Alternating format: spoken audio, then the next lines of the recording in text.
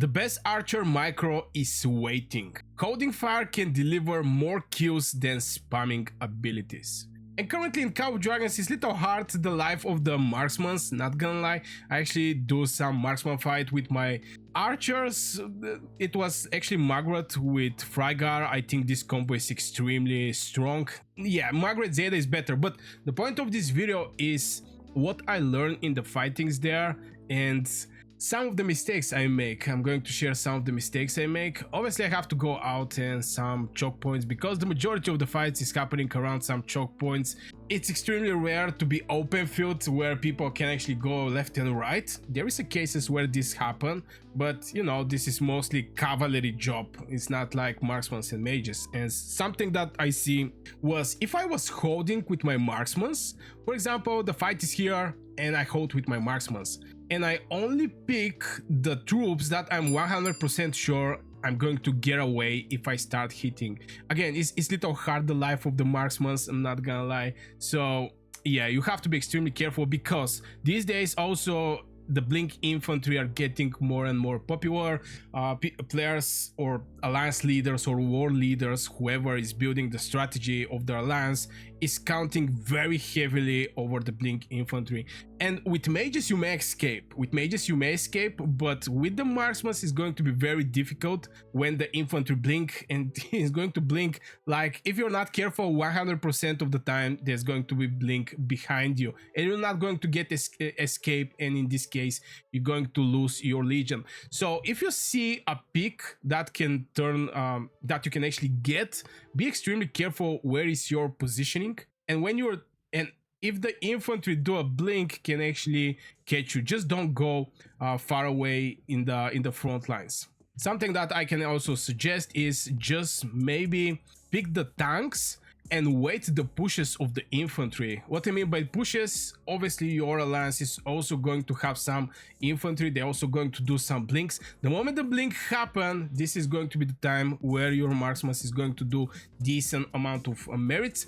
When the blink ends, obviously the enemy kill of the tanks that blink behind them, this is the time that you have to escape. Now there is going to be a cross fight, there is possible, where the enemy is going to blink and your tanks is going to do a blink. In this situation you have to just protect your legion, because let's be honest, if you're not some crazy Kraken who is having tons of marksmen, mages or whatever, you're going to finish your troops extremely fast. If here don't show in the elixir production 2 million per day, even if it's showing 2 million per day, still you can fill your hospital extremely fast. So better protect your marksmen and get the best value from your marksmen on point of merit.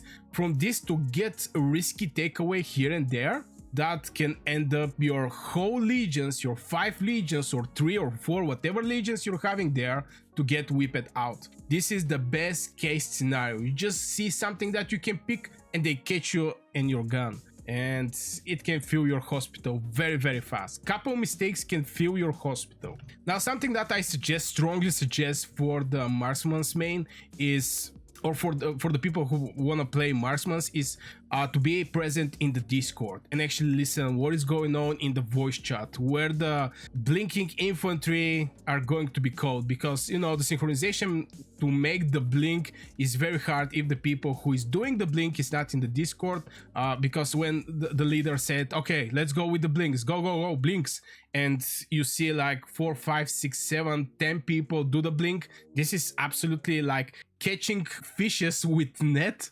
You're going to stop enemy from retrieving. Again, the majority of the cases we're talking about the choke points, because even in the open field, just to walk around the infantry is costing time that is basically free damage for you. So the moment you see or you hear, basically you have to hear that the war leader said the infantry go blink, this is going to be the moment where you have to make the most of your merits. But be extremely careful, because sometimes people say, okay, blinks, go, and like 1 or 2 people blink, which is just not enough to make a barrier for the enemy to escape. And if it's like 1, 2 infantry, people may not even bother to actually kill this infantry.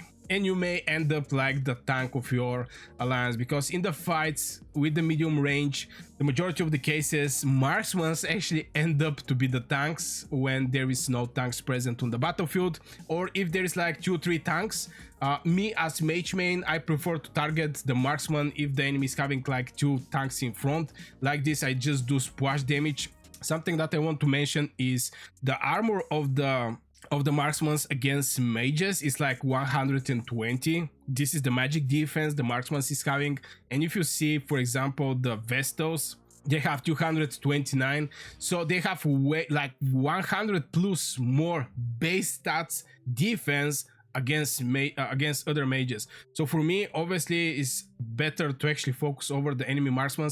Obviously, the counter attack is going to be high from the marksmen, that's correct, but you're going to do way more damage like this, and you're going to catch a lot of marksmen. So the strategy is waiting game. Just kill the enemy tanks until the time come. I mean, when the time come actually.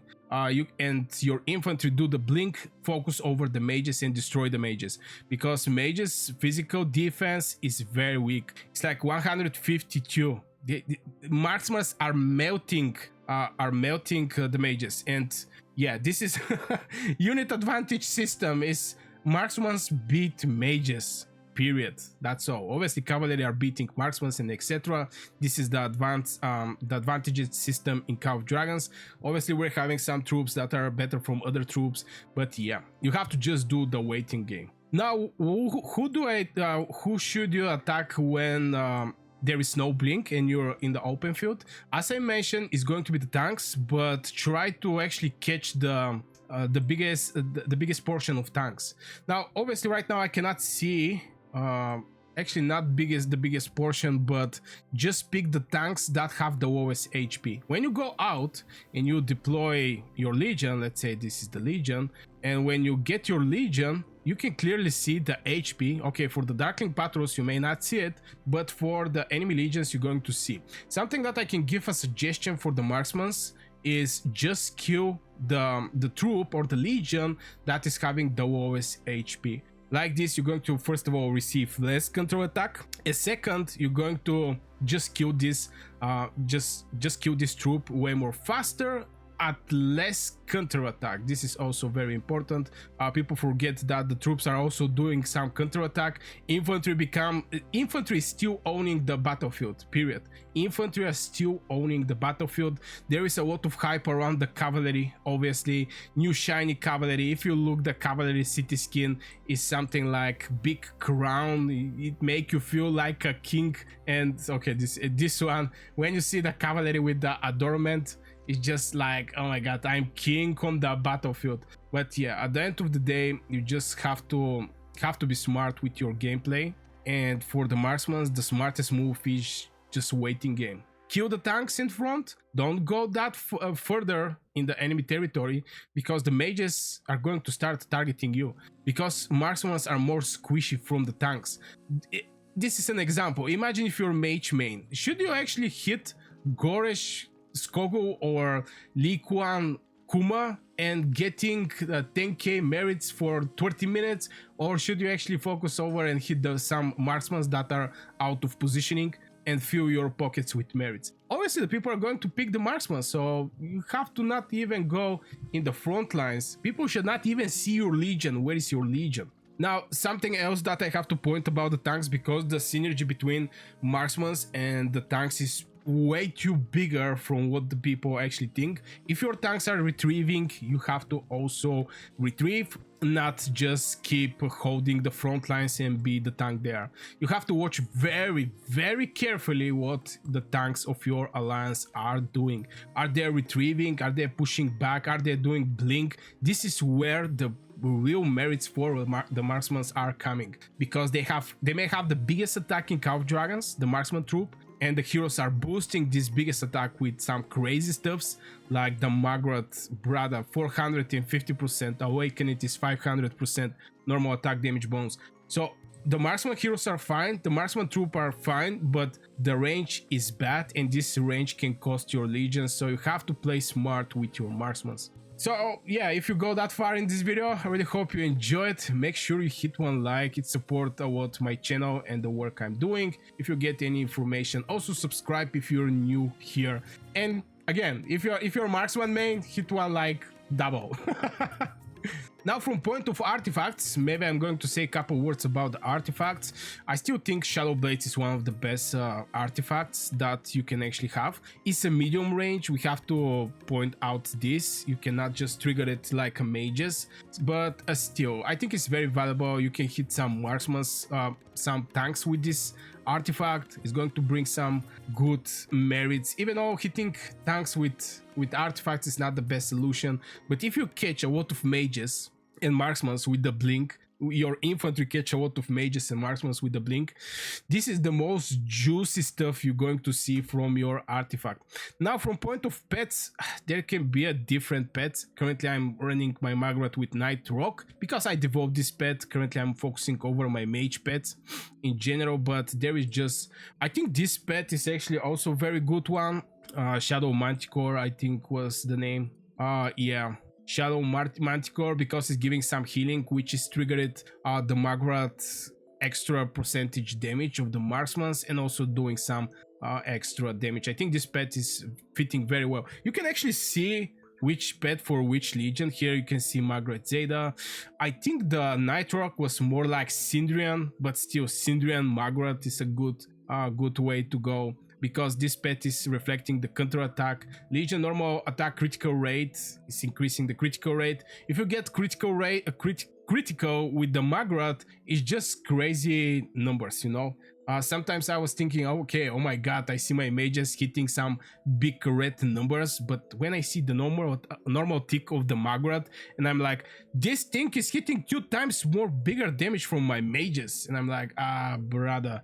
But yeah, anyway, so yeah, this will be for this video, just little tips and tricks over the play of the marksmen. What is the strategy for some, because there is just not many videos about the marksmen, and I think the people are looking to improve their skills if they decide to go marksmen. Obviously we're different people.